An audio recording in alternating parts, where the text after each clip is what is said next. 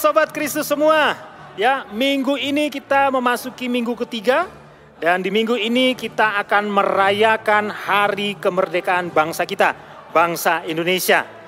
Oke, Sobat Kristus, untuk membangkitkan rasa nasionalisme kita, ya, Kak Vano ajak Sobat Kristus semua yang ada di rumah kita untuk menyanyikan lagu nasional kita, lagu Hari Merdeka.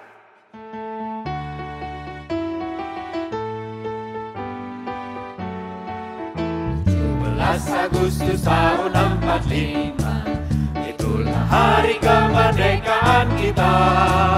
Hari merdeka, nusa dan bangsa, hari lahirnya bangsa Indonesia. Merdeka, sekali merdeka tetap merdeka, selama hayat masih dikandung badan. Kita tetap sedia mempertahankan Indonesia. Kita tetap sedia membela negara kita.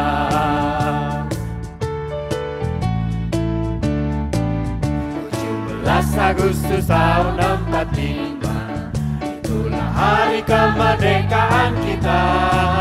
Hari merdeka, nusa dan bangsa, hari lahirnya bangsa Indonesia.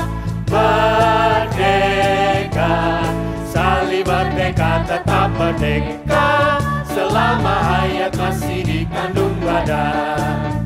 Kita tetap sedia mempertahankan Indonesia. Kita tetap sedia membela negara kita. Merdeka! Merdeka! Merdeka! Merdeka! Merdeka! Merdeka! Kok merdekanya begitu ya? Kita ulas sekali lagi, satu kali saja bersama dengan adik-adik di rumah dan kakak-kakak di sini juga lebih bersemangat. Merdeka! Merdeka! Nah begitu, harus semangat pagi Sobat Kristus ya. Saat ini kita sudah masuk minggu ketiga di bulan Agustus. Nah dan pagi ini ibadah kita bernuansakan kemerdekaan Republik Indonesia. Ya, kostum Kak Vano seperti prajurit tentara zaman dulu ya, 1945. Nah bulan Agustus adalah bulan yang bersejarah bagi kita, bagi bangsa Indonesia. Bulan Agustus tahun 1945, bangsa Indonesia memproklamirkan diri. Artinya menyatakan diri sebagai bangsa yang merdeka, bangsa yang berdaulat. Oke Sobat Kristus, pada saat ini kita akan masuk di dalam ibadah kita. Dan kakak mengajak kita semua mempersiapkan diri kita, mempersiapkan hati kita akan menghadap hadirat Tuhan di dalam doa. Mari kita berdoa.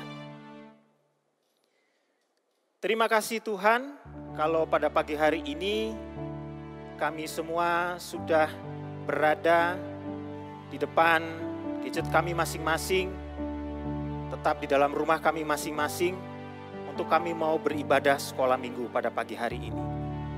Terima kasih untuk penyertaan Tuhan di dalam satu minggu ini. Dan pada pagi hari ini kami sudah siap Tuhan untuk beribadah kepada Tuhan. Bernyanyi, memuji, memuliakan Tuhan melalui suara kami dan sukacita kami. Dan pada nantinya kami juga akan mendengarkan firman Tuhan. Kami berdoa untuk semua yang bertugas pada pagi hari ini Tuhan. Supaya kami hanya mengembalikan segala kemuliaan hanya kepada Tuhan. Terima kasih Tuhan, inilah doa kami di dalam nama Yesus Kristus yang adalah Tuhan dan Juru Selamat kami yang hidup. Amin.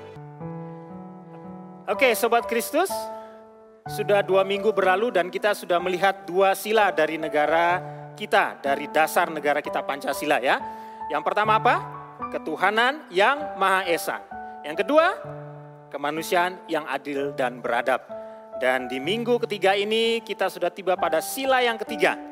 Mari kita sebutkan bersama-sama ya kakak-kakak di sini ya. 1, 2, 3. Persatuan Indonesia. Ya Sobat Kristus, sila ketiga memiliki lambang pohon beringin. Seperti Sobat Kristus lihat ya di belakang, di sebelah kiri atau di kanan atas. Dan pohon beringin ini adalah pohon dengan akar tunjang. Nah akar ini masuk di dalam tanah, tunggal, memanjang terus ke dalam. sehingga memberikan kekuatan kepada pohon yang besar ini. Dan pohon beringin memiliki pokok batang yang besar dan kuat. Nah, pohon beringin juga memiliki daun yang rimbun dan lebat, sehingga memungkinkan banyak jenis hewan kecil dan burung-burung dapat bersarang di pohon ini. Sobat Kristus, dengan karakteristik ini, maka pohon beringin sangat tepat digambarkan sebagai arti persatuan dan kesatuan. Pohon beringin melambangkan sebagai tempat berlindung. Kemudian akar tunjang melambangkan persatuan yang kuat. Dari dasar yang dalam, itu dapat menghasilkan kesatuan yang besar, kesatuan yang kokoh. Nah, Sobat Kristus, bagaimana penerapan sila ketiga ini di dalam kehidupan kita, dalam sehari-hari? Berikut Kavano berikan beberapa contoh. Yang pertama, rela berkorban bagi orang lain dan bagi kepentingan bersama.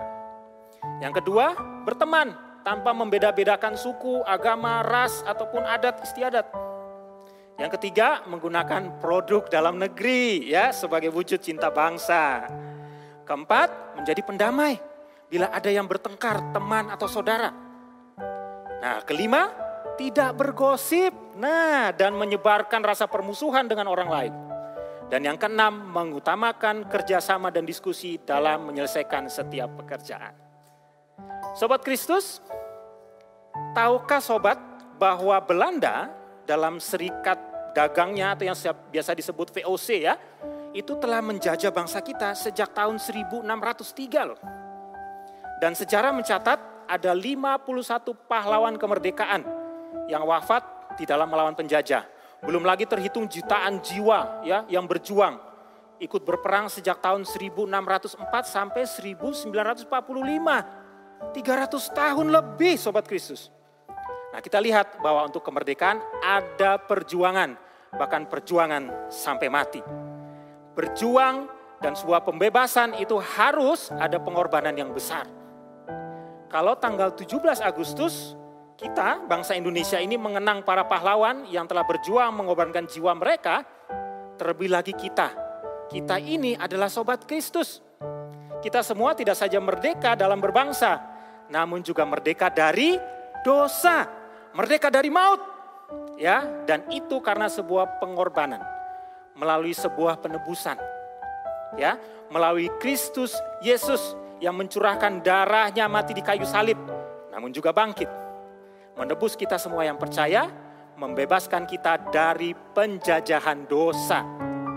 Itu adalah pengorbanan dalam sejarah, satu kali untuk selamanya bagi semua orang sepanjang zaman.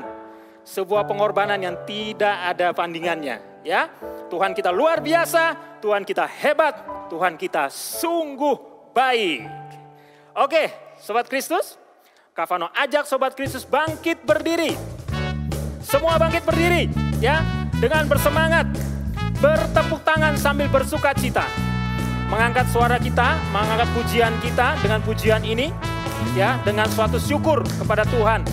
Karena Tuhan sudah sungguh baik buat kita semua, buat Sobat Kristus, buat semua orang, menyelamatkan kita semua. Ya, Dia mati bagiku, bangkit bagiku, Tuhan penyelamat. Dia mati bagiku, Dia bangkit bagiku, Dia Tuhan, Allah penyelamatku.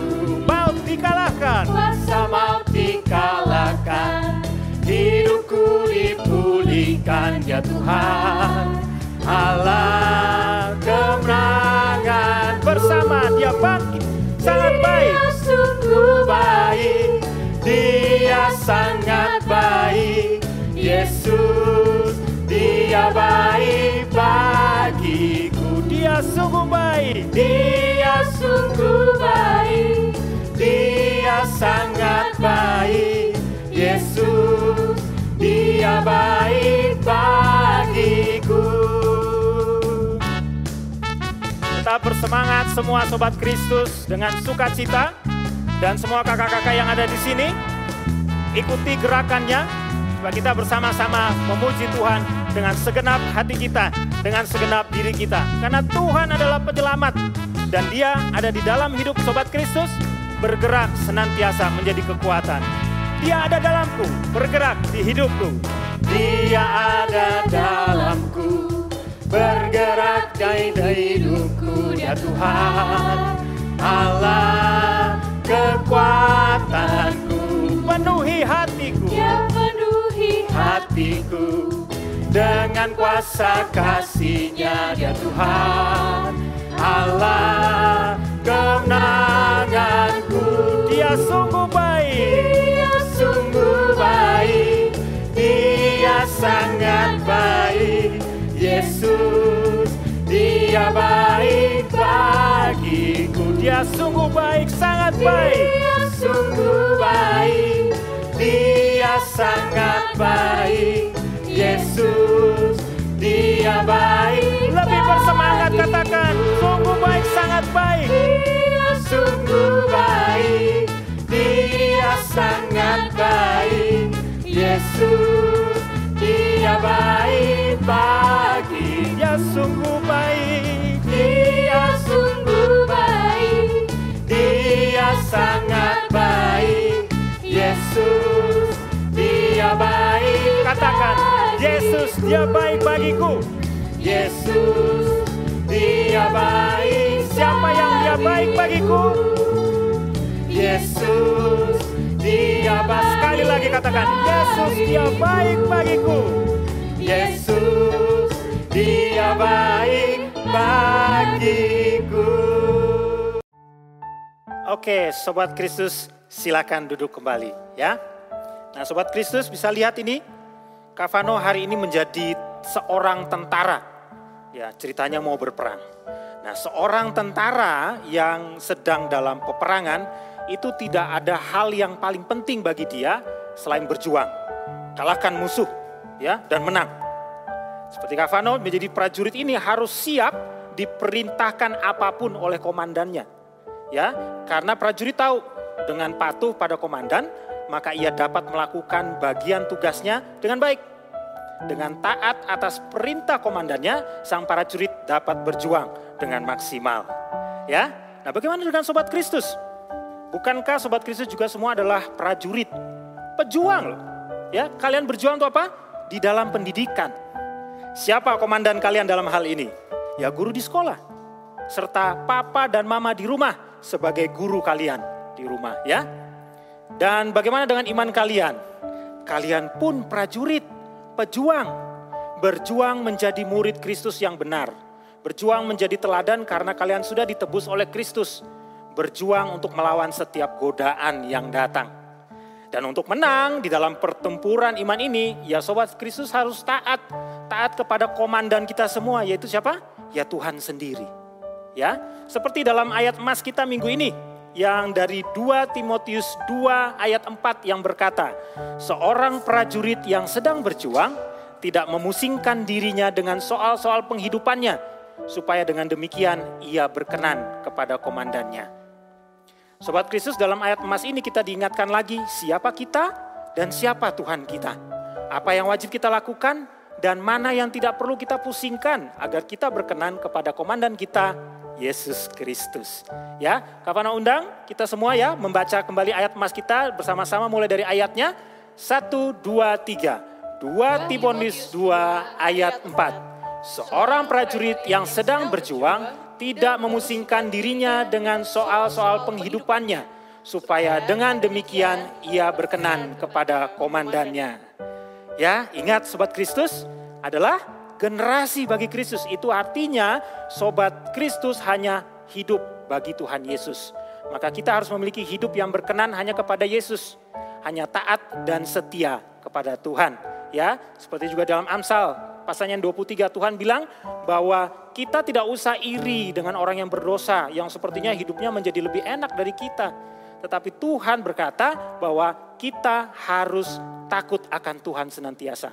Jika Sobat Kristus lakukan itu, maka tidak perlu khawatir akan masa depan. Asalkan pantang menyerah, tidak malas, dan terpenting jaga hati. Jaga diri dari berbuat dosa serta takut akan Tuhan, maka Tuhan akan memimpin masa depanmu. Oke, Sobat Kristus semua, kita akan bernyanyi Masa Depan Sungguh Ada. Kak Vano ajak kita bangkit berdiri lagi, ya, untuk kita menyanyikan lagu ini bersama-sama dengan bersemangat. Jaga hatimu terhadap dosa. Jaga Jagalah hatimu terhadap dosa. Takutlah akan Tuhan senantiasa. Jagalah hatimu terhadap dosa. Takutlah akan Tuhan senantiasa. Masa depanmu sungguh ada, masa depan sungguh ada, dan harapanmu takkan hilang. Dia pegang tanganmu agar kau terus maju, maju, maju. Masa depan sungguh ada, dan harapanmu takkan hilang. Biar hidupmu buat Yesus tersenyum. Ya, lebih bersemangat. Jagalah hatimu terhadap dosa. Takutkan akan Tuhan senantiasa. Ikuti gerakannya. Jagalah hatimu terhadap dosa.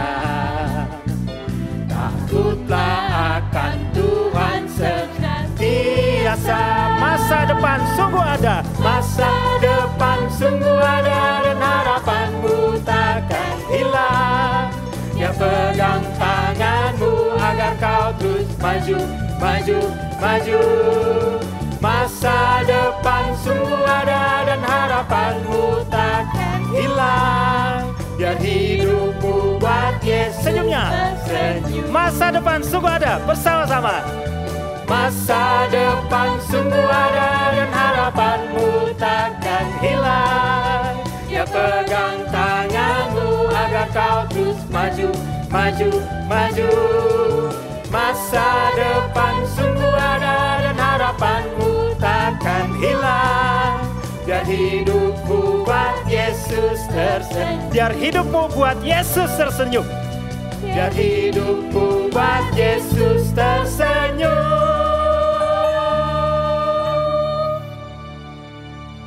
Oke, Sobat Kristus, silakan duduk kembali dan kita akan mendengarkan firman Tuhan.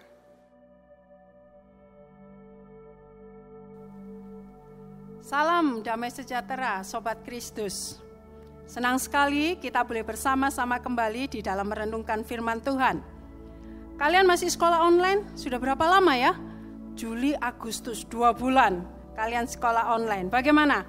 Tetap semangat, bersama Tuhan Yesus kita bisa melewati semuanya. Nah, mari bersama-sama kita membaca firman Tuhan di dalam Markus pasalnya yang kedua, ayat yang ke-1 sampai dengan yang ke-5. Markus pasalnya yang kedua, ayatnya yang ke-1 sampai dengan yang ke-5. Nah, Bu Erni minta semuanya kita membaca, ya, adik-adik baca firman Tuhan ini. Mari bersama-sama kita membacanya. Markus pasal 2 ayat 1 sampai dengan yang ke-5. Kemudian sesudah lewat beberapa hari, waktu Yesus datang lagi ke Kapernaum, tersiarlah kabar bahwa ia ada di rumah. Maka datanglah orang-orang berkerumun, sehingga tidak ada lagi tempat, bahkan di muka pintu pun tidak. Sementara ia memberitakan firman kepada mereka, ada orang-orang datang membawa kepadanya seorang lumpuh, digotong oleh 4 orang. Tetapi mereka tidak dapat membawanya kepadanya, karena orang banyak itu. Lalu mereka menatap atap yang di atasnya. Sesudah terbuka, mereka menurunkan tilam tempat orang lumpuh itu terbaring. Ketika Yesus melihat iman mereka, berkatalah ia kepada orang lumpuh itu, "Hai anakku, dosamu sudah diampuni." Firman Tuhan ini menjadi berkat bagi Bu Erni. Bu Erni sangat menyukai bagian firman Tuhan ini. Karena itu memberikan penghiburan, memberikan kekuatan dan dorongan. Di dalam firman Tuhan ini dikatakan ada seorang yang lumpuh. Ya, ada seorang yang lumpuh yang tidak dapat berjalan. Nah, sangat beruntung sekali orang yang lumpuh ini, dia mempunyai 4 orang sahabatnya. Wah, mereka tinggal di Kapernaum. Ketika orang yang lumpuh ini bersama dengan 4 temannya ini mendengar bahwa Yesus akan datang di Kapernaum, mereka rundingan. Mereka berbincang-bincang. Mereka mengatakan, kalau seandainya sahabat kita ini, teman kita ini yang lumpuh bisa bertemu dengan Tuhan Yesus, wow, pasti dia bisa disembuhkan. Lalu temannya yang lumpuh ini dia berkata, iya ya, aku juga kepingin sembuh. Kalau aku bertemu dengan Tuhan, aku bisa pasti disembuhkan. Kemudian temannya ini, 4 orang temannya ini, dia berundingan. Gimana kalau kita bawa akan teman kita ini bertemu dengan Tuhan Yesus. Wah, teman 4-nya ini semuanya setuju. Si lumpuh itu, iya, kalian mau bawa aku ke Tuhan Yesus? Oh iya, kami akan bawa. Lalu 4 temannya ini menyusun strategi bagaimana mereka bisa pergi bertemu dengan Tuhan Yesus dengan membawa temannya yang lumpuh ini. Mereka kemudian membuat satu tempat tidur tilam yang besar supaya bisa dibawa. Nah, orang yang lumpuh ini bersama dengan teman 4-nya ini, lalu mereka menggotong. Menggotong apa? Menggotong yang si lumpuh ini untuk pergi ke rumah. Yang dimana Tuhan Yesus telah berkumpul dengan banyak orang. Ketika mereka sampai di depan rumah, masih di pintunya dia lihat, waduh, kok sudah penuh ini, gak ada tempat ini. Bagaimana ini? Temannya coba lihat di jendela. Lalu dia melihat di jendela, dia lihat, wah, penuh semuanya ini, gak ada tempat, bagaimana ini? Mereka penuh sekali, mereka berundingan bagaimana ini temannya yang lumpuh ini bisa masuk. Teman 4-nya ini, 4 teman sahabatnya ini, ketika dia berada di pintu dia, permisi, saya bawa teman saya mau ketemu Tuhan Yesus. Wah, teman yang lain, aku juga mau ketemu Tuhan Yesus, Waduh, mereka melihat di depan pintu sudah full, lewat jendela juga tidak ada tempat. Wah, orang yang lumpuh ini, wis ndak ada harapan ini, wis. Ndak bisa ini, bagaimana ini? 4 temannya ini dia berpikir keras, gimana supaya temanku ini bisa. Wah, lalu dia berpikir, aku punya cara. Bagaimana? Gini, bagaimana kalau kita bawa teman kita yang lumpuh ini lewat atas? Ya, kita turunkan dia lewat atas, kemudian nanti tepat kita taruh dia di tepat mukanya Tuhan Yesus. Mereka pikir-pikir, oh ya kalau begitu. Lalu temannya yang lumpuh ditaruh ke dia, berada di tempat tidurnya. Apa yang terjadi? Wah, mereka segera lewati tangga. Lewati tangganya ini enggak gampang loh. Dengan membawa temannya yang lumpuh di tempat tidurnya ini, lewati itu gak gampang. Mereka harus menyeret. Nah, adik-adik, ketika sudah mulai mereka sampai, ketika zaman Tuhan Yesus bukan begini rumahnya, tapi begini atap rumahnya. Ketika sudah sampai di tempat ini, temannya yang satu, posisi Tuhan Yesusnya di mana? Dia bilang, kurang ke atas, kurang ke kiri. Ya, di situ posisi Tuhan Yesus, pas di situ, tengah situ. Lalu mulailah mereka membuat lubang. Karena orang dok. Semakin lama, semakin besar. Lalu dia lihat, oh, Tuhan Yesus sudah di situ, betul. Ayo pelan-pelan ya kita turunkan. Teman kita ini pelan-pelan kita turunkan ya, pelan-pelan. Wah, lalu temannya ini sudah sampai di depan Tuhan Yesus. Wah, orang-orang yang di bawah ini kaget. Loh, siapa itu yang di atas itu semuanya kena debu? Waduh, kalian pikirkan enggak yang punya rumah bagaimana? Siapa yang bongkar rumahku? Nanti kamu ganti loh ya. Kini karena rumahku rusak, kamu yang ganti, siapa itu? Mungkin 4 sahabatnya ini dimarahi oleh banyak orang. Ya, 4 sahabatnya ini dimarahi banyak orang. Bagaimana kok bisa seperti itu? Tetapi mereka berani ambil resiko. Demi apa? Supaya temannya yang lumpuh ini bertemu dengan Tuhan Yesus. Kalian baca di dalam ayatnya yang kelima. Ketika si lumpuh ini tepat berada di dalam Tuhan Yesus, dikatakan ketika Tuhan Yesus melihat iman mereka. Bukan imannya si lumpuh aja loh, tapi iman daripada 4 temannya. Tuhan tahu bahwa di rumah ini sudah penuh full. Dan Tuhan tahu pasti mereka harus membawa temannya lewati apa? Lewati tangga yang begitu susah sekali. Dan mereka harus membuat lubang di atap rumah. Mereka mungkin nanti harus ganti rugi. Tetapi demi temannya ini, Tuhan tahu. Tuhan tidak bingung soal lubangnya, yang atapnya. Tuhan tidak bingung dengan orang-orang, tidak melihat orang-orang yang marah-marah. Tapi Tuhan melihat iman daripada 4 sahabatnya dan iman daripada si lumpuh ini. Tuhan Yesus berkata, dosamu diampuni. Dan kalau kalian membaca akhirnya, si lumpuh ini bisa apa? Dia bisa berjalan. Wah, adik-adik, bukankah ini satu cerita yang sangat menguatkan kita?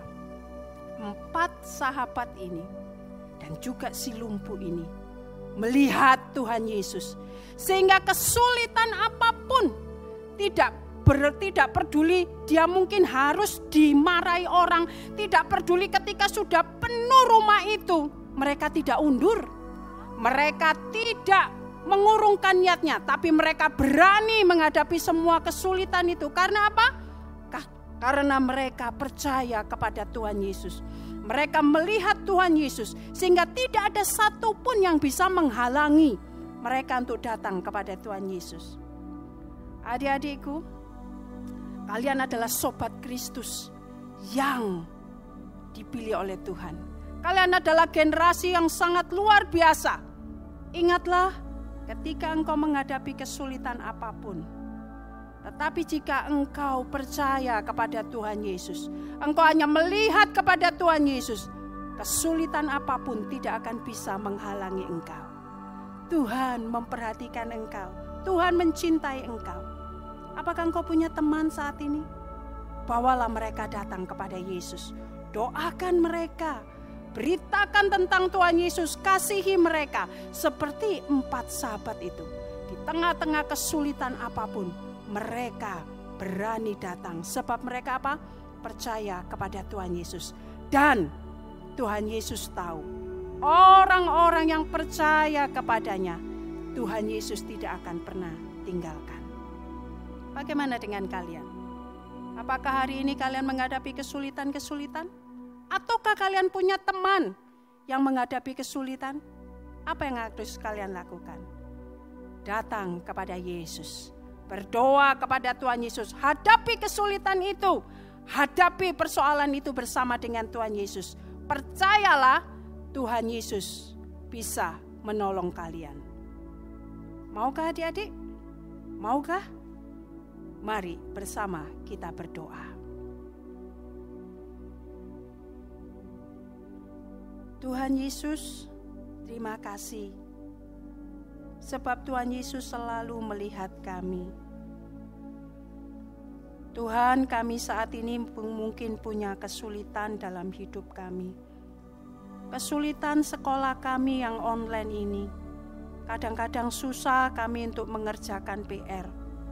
Kadang-kadang mama juga bantu kami dan juga susah menghadapi semuanya ini. Tetapi kami percaya Tuhan Yesus selalu menolong kami. Tuhan Yesus, teman-teman kami mungkin juga ada yang menghadapi kesulitan. Papa, mama kami juga menghadapi kesulitan. Banyak orang yang menghadapi kesulitan ya Tuhan Yesus.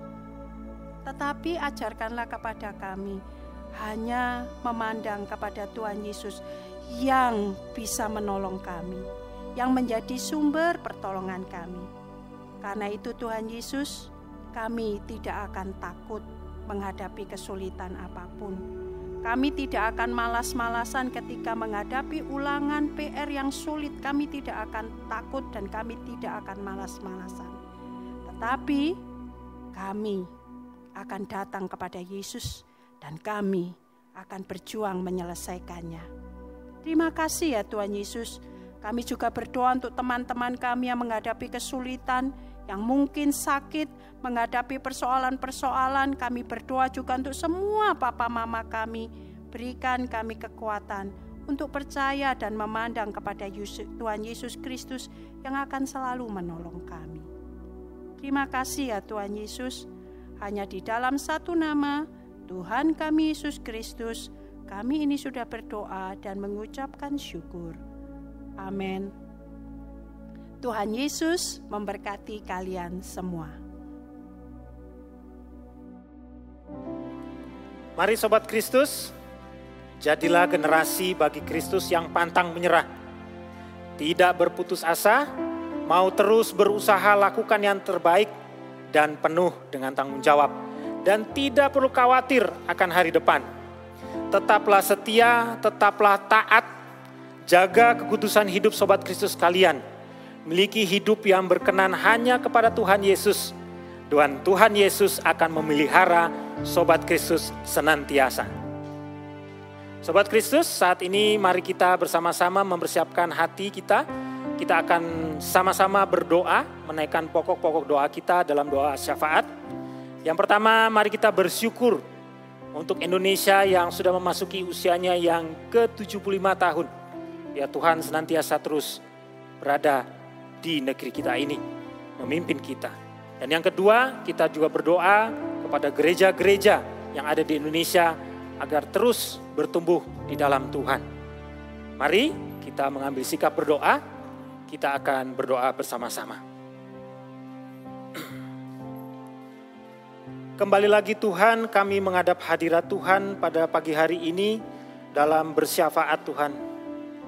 Kami mau menaikkan ucapan syukur kami, sudah 75 tahun Tuhan memimpin bangsa dan negeri kami. Bersyukur untuk segala sesuatu yang sudah Tuhan nyatakan di dalam negara kami. Bersyukur kami sudah boleh mengenyam kemerdekaan kami. Bersyukur untuk segala pembangunan yang sudah Tuhan izinkan terjadi di dalam bangsa kami, bangsa Indonesia. Bersyukur kepada para pemimpin yang Tuhan sudah pilih, yang mengemban tugas di dalam menjalankan negara kami, di dalam bertanggung jawab.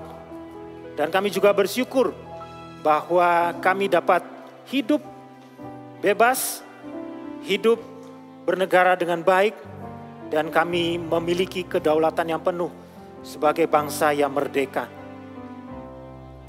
Bapa dalam surga, kami juga berdoa kepada gereja-gereja Tuhan. Kami bersyukur Tuhan bahwa di Indonesia kami masih dapat beribadah dengan leluasa. Kami masih dapat beribadah dengan begitu bebas. Kami dapat beribadah dengan sukacita tanpa harus sembunyi-sembunyi. Kami bersyukur dan berterima kasih kepada Tuhan karena Tuhan juga memimpin dan memberkati. Selama 75 tahun ini juga banyak gereja-gereja Tuhan boleh bertumbuh dan berkembang. Biarlah Tuhan, kami yang sudah diberikan berkat yang luar biasa ini Tuhan, kami mau terus pakai kesempatan ini untuk beribadah kepada Tuhan dengan baik. Kami juga bersyukur meskipun dalam keadaan dan kondisi pandemi pada saat ini, kami masih dapat beribadah dengan segala sesuatu media, alat atau gadget. Dan kami semua dapat memuliakan Tuhan, kami semua dapat menghadap hadirat Tuhan, berbakti kepada Tuhan, dan bersyukur untuk para pelayan dan hamba Tuhan yang sudah mempersiapkan segala sesuatu ini. Bersyukur juga untuk setiap gereja dimanapun dengan segala kemampuan mereka, Tuhan telah lengkapi untuk bisa beribadah. Biarlah kami menggunakan ini Tuhan, dan biarlah gereja-gereja Tuhan dengan waktu yang masih ada ini sungguh-sungguh untuk terus bertumbuh, sungguh-sungguh untuk terus berkembang hanya bagi kemuliaan Tuhan saja. Inilah doa kami Tuhan. Inilah ucapan syukur kami yang hanya kami mau naikkan di dalam nama Yesus Kristus yang adalah Tuhan dan Juru Selamat kami yang hidup. Amin. Sobat Kristus, kita akan menutup ibadah kita. Mari kita mengembalikan segala hormat, puji dan kemuliaan hanya kepada Tuhan kita, Yesus Kristus.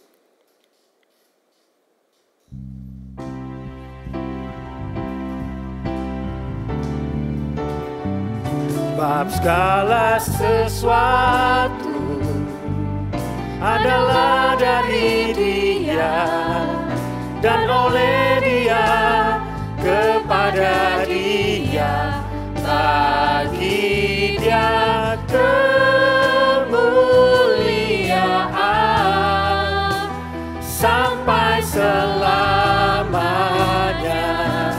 Hanya Engkau Yesusku. Sebab segala sesuatu, segala sesuatu adalah dari Dia dan oleh Dia, kepada Dia, bagi Dia kemuliaan sampai selamanya. Hanya sampai selamanya, hanya Engkau, sampai selamanya. Sampai selamanya hanya Engkau, sampai selamanya hanya Engkau Yesusku. Amin.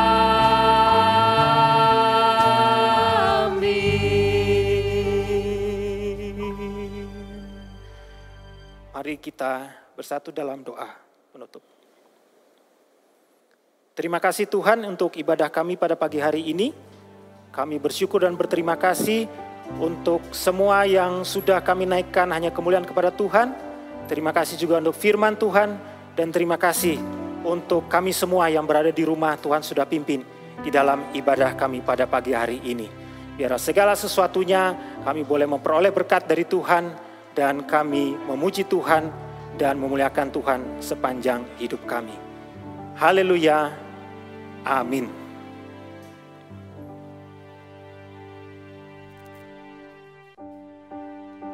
Sobat Kristus, Presiden pertama kita, Presiden Republik Indonesia, Bapak Insinyur Soekarno pernah berkata ya, bahwa bangsa yang besar adalah bangsa yang menghormati jasa para pahlawannya. Nah, salah seorang pahlawan yang berjasa dalam kemerdekaan RI adalah Wage Rudolf Supratman. Ada yang tahu? Beliau adalah komposer lagu Indonesia Raya. Sobat Kristus, lagu Indonesia Raya ini dikumandangkan pertama kali justru bukan pada saat proklamasi, tapi jauh sebelum proklamasi kemerdekaan, yakni pada tanggal 28 Oktober 1928 dalam Kongres Pemuda kedua di Jakarta. Sobat Kristus, semenjak dikumandangkannya lagu ini di kongres tersebut, lagu ini menjadi penyemangat, menjadi harapan besar bahwa Indonesia pasti bebas dari penjajah, Indonesia pasti merdeka. Meski lagu ini dilarang oleh kolonial Belanda pada zaman itu, namun semangat para pemuda Indonesia untuk menyanyikan lagu ini tetap tinggi. Setiap pertemuan, kongres, lagu Indonesia Raya ini terus dikumandangkan, terus dinyanyikan tanpa gentar dan tanpa ragu. Hingga akhirnya ketika bangsa Indonesia melalui Bapak Insinyur Soekarno dan Bapak Muhammad Hatta memproklamirkan kemerdekaan Republik Indonesia, lagu Indonesia Raya ditetapkan sebagai lagu kebangsaan Republik Indonesia. Mari Sobat Kristus yang berada di rumah semua, Kavano undang semua bangkit berdiri, ambil sikap hormat dengan tangan kanan berada di dada yang kiri, kita bersama-sama menyanyikan lagu kebangsaan kita, Indonesia Raya.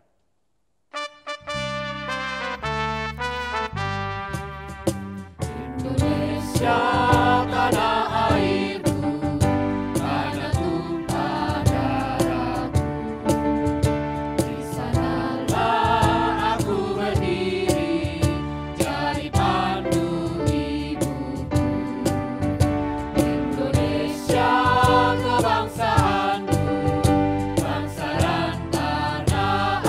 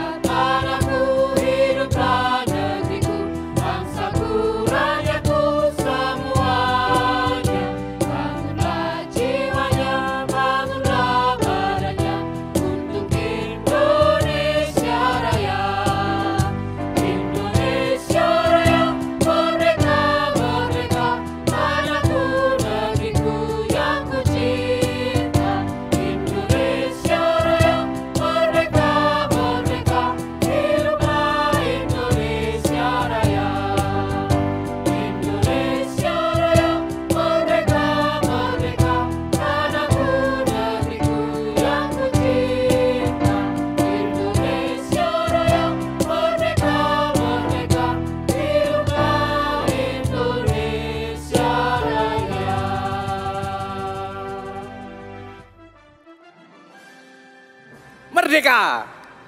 Sobat Kristus, kita sangat berbahagia karena bangsa kita telah merdeka selama 75 tahun. Hari ini kita bisa memperingati itu. Semuanya bersemangat dan bersuka cita. Sobat Kristus, Lososoni selalu mengingatkan, jangan lupa follow IG Sekolah Minggu GKT 3. Teman-teman beritahu ya, supaya IG Sekolah Minggu GKT 3 banyak yang ikut, banyak yang follow di situ. Sehingga info-info Sekolah Minggu kita ada di sana. Yang kedua, ini yang kita tunggu-tunggu nih. Apa? Ya, kuis. Siap ya? Lososoni akan bacakan sebanyak 2 kali. Sobat Kristus bisa memperhatikannya dengan baik. Siap? Dalam cerita firman Tuhan dalam Markus pasal 2 ayat 1 sampai 12, apa yang dikatakan Tuhan Yesus kepada orang yang lumpuh setelah diturunkan teman-temannya dari atap rumah. Sekali lagi, dalam cerita firman Tuhan dalam Markus pasal 2 ayat 1 sampai 12, apa yang dikatakan Tuhan Yesus kepada orang yang lumpuh setelah diturunkan oleh teman-temannya dari atap rumah. Jawaban DM IG ke Sekolah Minggu GKT 3 dengan format jawaban nama, spasi, pos Sekolah Minggu, spasi dan jawaban. Akan dipilih 3 Sobat Kristus yang jawabannya paling benar. Dan pasti akan ada hadiah dari guru-guru Sekolah Minggu. Lalu yang ketiga, Lososoni mengingatkan terus Sobat Kristus untuk membaca Alkitab atau renungan harian. Yang sudah punya renungan harian, dibaca setiap hari. Tapi kalau kelewatan, baca jangan takut. Jadi kalau sudah kelewatan, jangan nggak dibaca. Teman-teman yang pra-remaja bergabung di grup, baca di sana. Setiap hari kita membaca satu bagian dari firman Tuhan. Lalu yang keempat, Sobat Kristus, kalau mau memberikan persembahan kepada Tuhan, Sobat Kristus bisa transfer via rekening gereja yang nanti akan tercantum di monitor. Sobat Kristus kalau mau punya QRIS bisa juga minta tolong orang tua yang punya OVO, GoPay dan ShopeePay. Silakan atau dimasukkan di amplop. Nanti kalau ibadahnya sudah mulai, Sobat Kristus bisa membawa itu ke gereja.